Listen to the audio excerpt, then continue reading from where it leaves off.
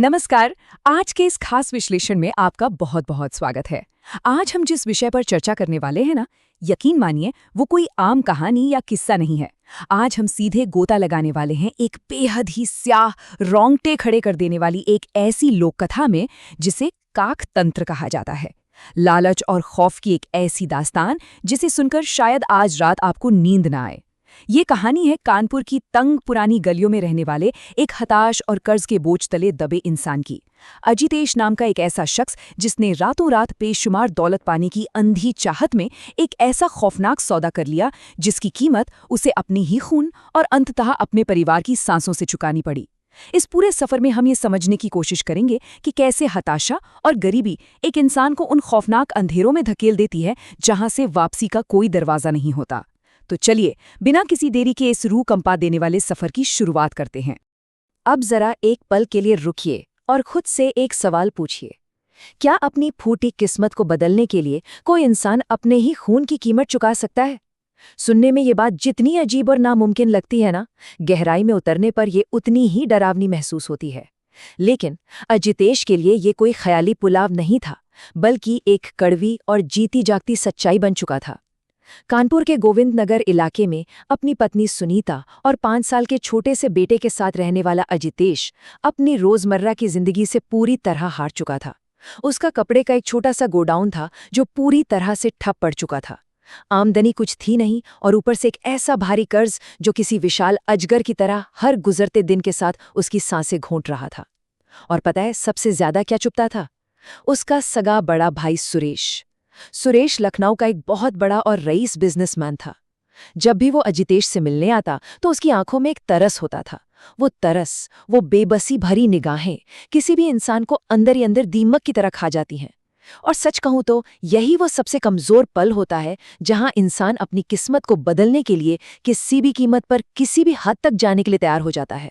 तो चलिए अब हम इस विश्लेषण के पहले हिस्से की तरफ बढ़ते हैं, गरीबी और रहस्यमयी तांत्रिक।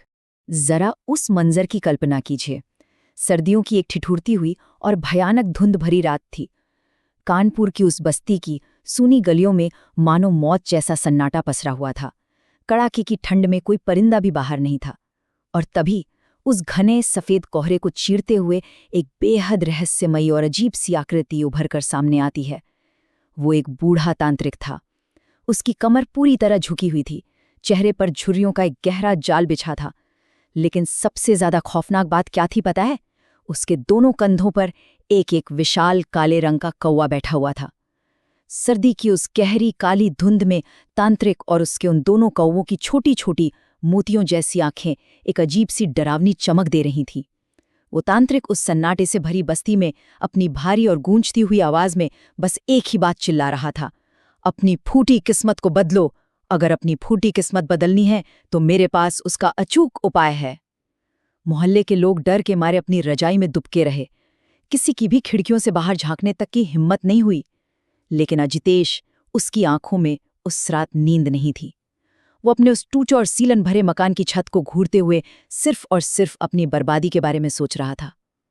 रात के उस भयानक सन्नाटे में गूंजते तांत्रिक के इन शब्दों ने अजितेश के दिमाग में लालच और हताशा का एक ऐसा काला बीज बो दिया जिसने उसे हमेशा हमेशा के लिए अंधेरे की तरफ खींच लिया। और यहीं से शुरुआत होती है हमारे दूसरे हिस्से की, काक तंत्र का वो खौफनाक काला जादू।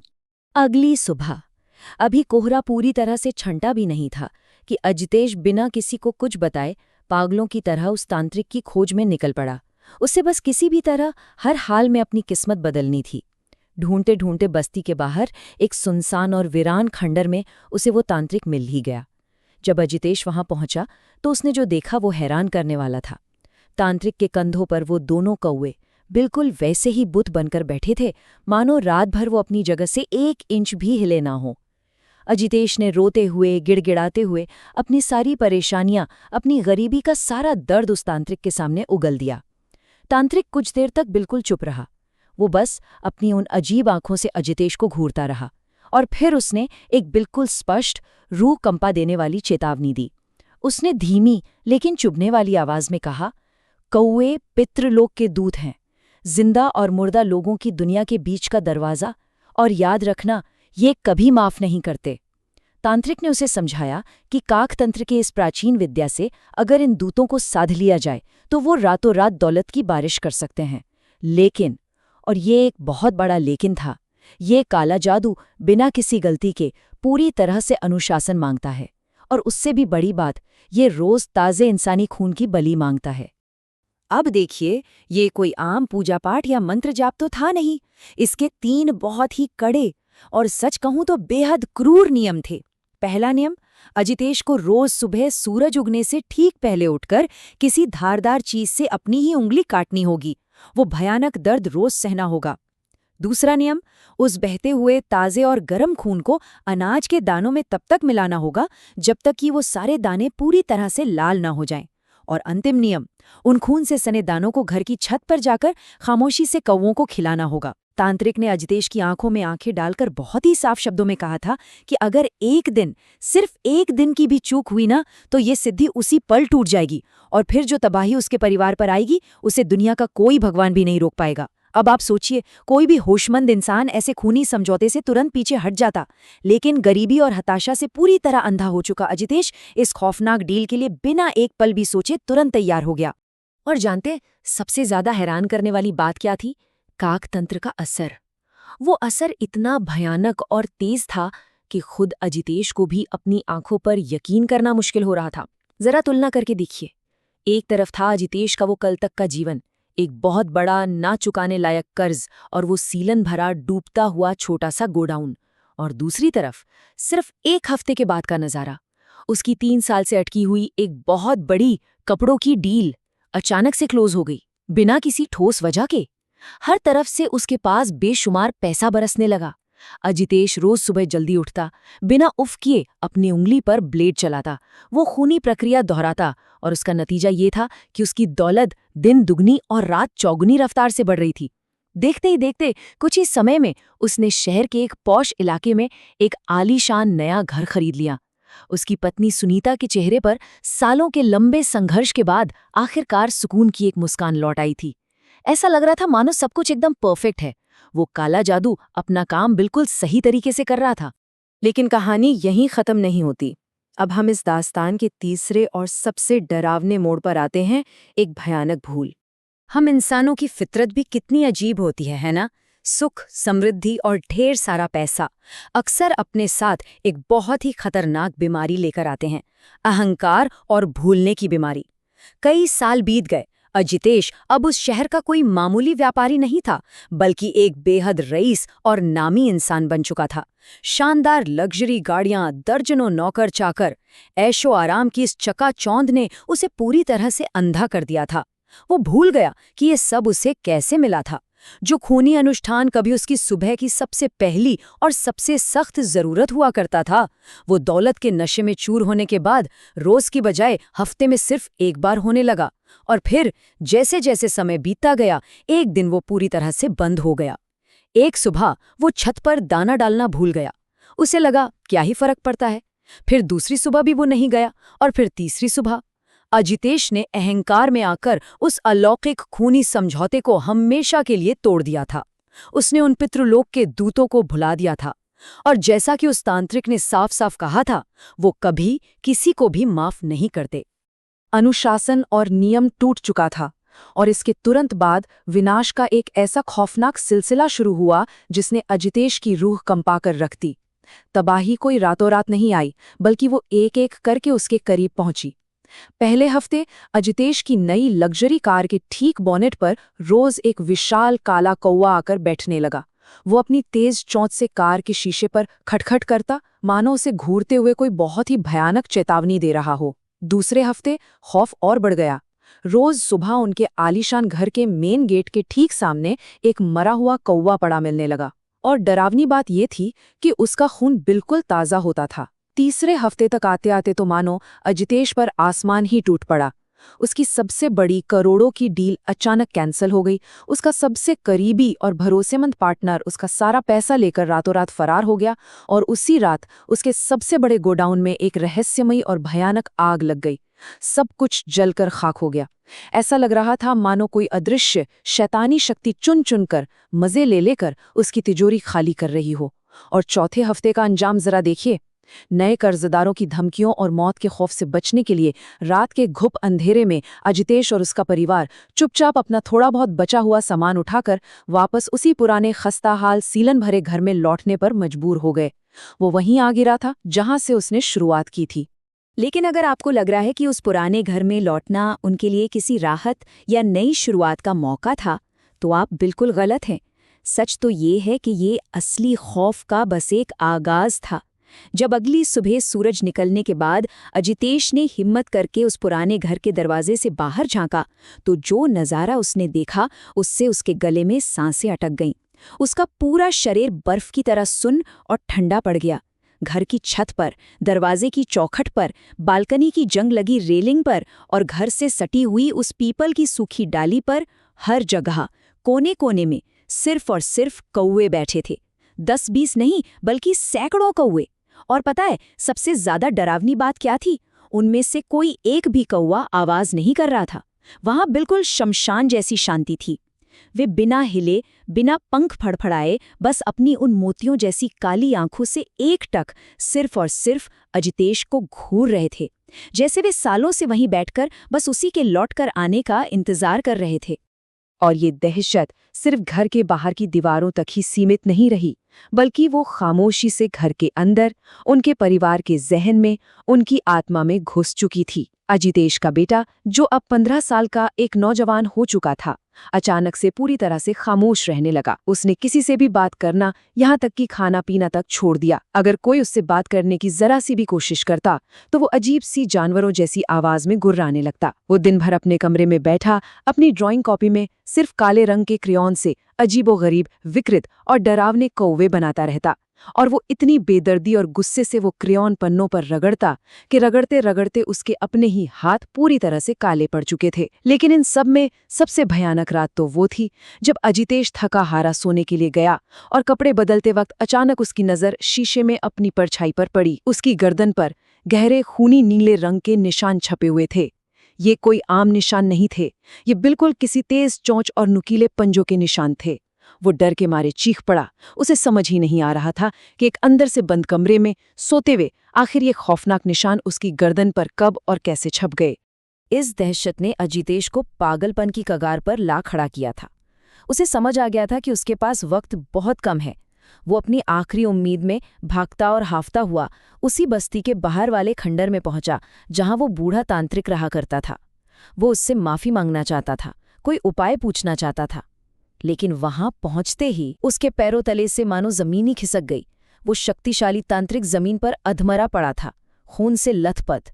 उसके पूरे शरीर पर, उसके चेहरे पर नुकीली चोंच और पंजों के इतने गहरे और भयानक घाव थे कि कई जगह से उसकी हड्डियां तक साफ दिखाई दे रही थी। उसके कपड़े पूरी तरह से छिथड़े हो चुके थे और खंडर के अंधेरे कोनों में बहुत सारे काले कौवे बैठे शांति से उसे घूर रहे थे। जब तांत्रिक ने अजितेश को अपने सामने खड़ा देखा तो उसकी उन धुंधली आंखों में भयानक खून उतर आया। वो असहनीय दर्द से कराहता हुआ पूरी नफरत और गुस्से से चिल्लाया, मूर्ख, सिर्फ तेरी वजह से आज मेरी यह हालत हुई है। तूने नियम तोड़ा, वो अब तुझसे तेरा सब कुछ छीन लेंगे। और बस ये उस तांत्रिक के आखिरी शब्द थे। इसके बाद उसकी सांसें उखड़ गई। अजितेश अब पूरी तरह समझ चुका था कि अब मौत और तबाही का कोई विकल्प नहीं बचा है। और अब हम इस विश्लेषण के सबसे खौफनाक और अंतिम हिस्से पर आते हैं, इस पूरी दास्तान का रूह कपा देने वाला अंजाम। आखिरकार वो आखिरी रात आ ही गई, वो मनहूस रात जब काले जादू की वो डरावनी शक्तियां अपना खूनी हिसाब, अपनी पूरी कीमत वसूल करने वाली थीं। उस रात घर में एक अजीब सा खौफनाक सन्नाटा पसरा हुआ था। ये बिल्कुल वैसा ही सन्नाटा था जो किसी बहुत बड़े विनाशकारी तूफान से ठीक पहले महसूस होता है। अचानक आसमान का रंग गहरा स्याह काला होने लगा।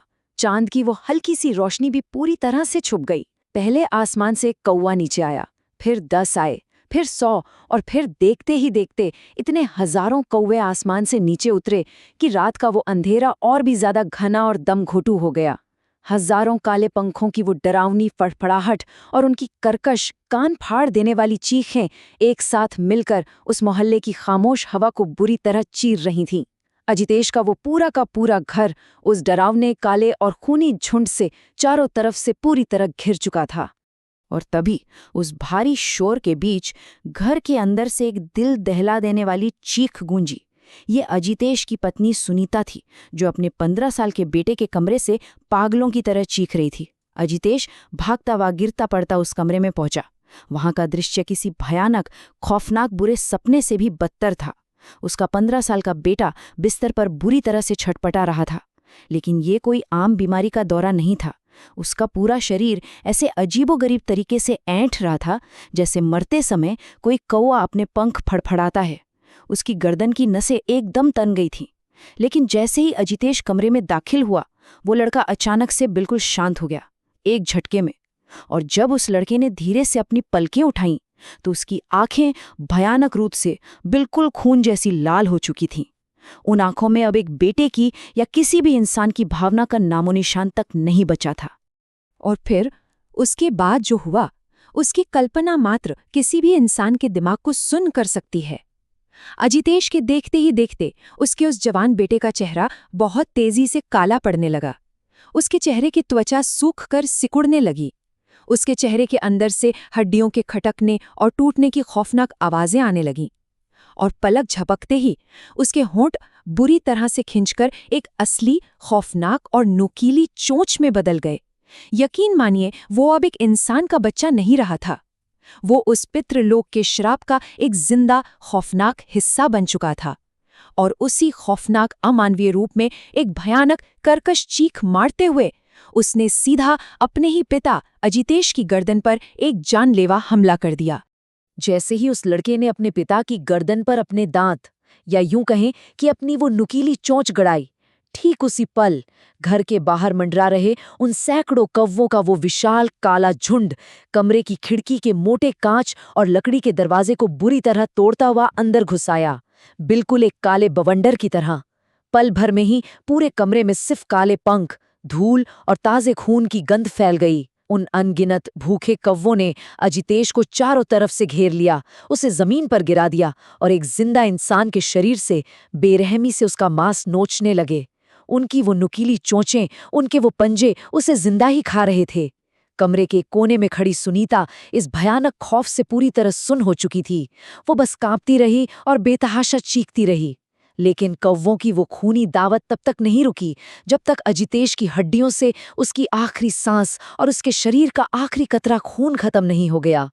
काकतंत्र ने अपना वो पुराना कर्ज पूरे ब्याज समेत वसूल कर लिया था। अजितेश के शरीर के छिथरे उड़ जाने के बाद वो बेटा अचानक से बेहोश होकर फर्श पर गिर पड़ा और कुछ ही पलों में उसका चेहरा वापस पहले जैसा एक आम इंसानी चेहरा दिखने लगा। लेकिन सुनीता की तो मानो रूह ही मर चुकी थी। उसी भयानक रात बिना कोई सामान लिए वो अपने उस बेहोश बेटे को घसीटते हुए हमेशा हमेशा के लिए वो शापित शहर, वो मनहूस घर छोड़कर भाग गई और फिर वो कभी लौटकर नहीं आई। किसी ने उन्हें दोबारा नहीं देखा। आज इस खौफनाक घटना के दशकों बाद वो घर एक बेहद डरावना, वीरान और सुनसान खंडर बन चुका है, जिसकी टूटी हुई दीवारों पर आज भी खून के वो काले धब्बे आसानी से देखे जा सकते हैं। अगर आप वहाँ के स्थानीय लोगों की माने तो उनका कहना है कि रात के गहरे अंधेरे में आज भी उस खंडर के ठीक ऊपर सैकड़ों कौवों का एक विशाल झुंड हमेशा बिना कोई आवाज किए बस शांति से मंडराता हुआ दिखाई देता है। ऐसा लगता है मानो वो जमीन आज भी उस खौफनाक श्राप का बोझ उठा रही है। तो इस पूरी रूह कंपा देने वाली दास्तान को गहराई से समझने के बाद हमारे सामने एक बहुत बड़ा और गहरा सवाल खड़ा होता है। क्या इस दुनिया में कुछ रहस्य ऐसे भी हैं जिन्हें इंसान को कभी गलती से भी नहीं छेड़ना चाहिए? अजितेश की ये खौफनाक कहानी हमें ये साबित करती है कि अप्राकृतिक लालच और जिंदगी में बिना मेहनत के कामयाबी पाने के शॉर्टकट की कीमत हमेशा हमारी सोच और हमारी कल्पना से कहीं ज्यादा भयानक होती है। जब भी कोई इंसान अपने लालच में अंधा होकर कुदरत और अनदेखी दुनिया के उन खतरनाक प्राचीन नियमों को तोड़ता है, तो उसका अंजाम सिर्फ और सिर्फ खूनी तबाही ही होता है। अब आप ही सोचिए, ये कहानी हम सभी को सोचने पर मजबूर कर देती है ना, कि क्या थोड़े से लालच के लिए कुदरत के उन खौफनाक और रहस्यमयी अंधेरों से खिलवाड़ करना सही है? आज के इस खौफनाक विश्लेषण में मेरे साथ शामिल होने के लिए आपका बहुत बहुत शुक्रिया। मिलते हैं अगली बार एक नए रहस्य और एक नई रोंगटे खड़े कर देने वाली कहानी के साथ। तब तक अपना ख्याल रखिएगा।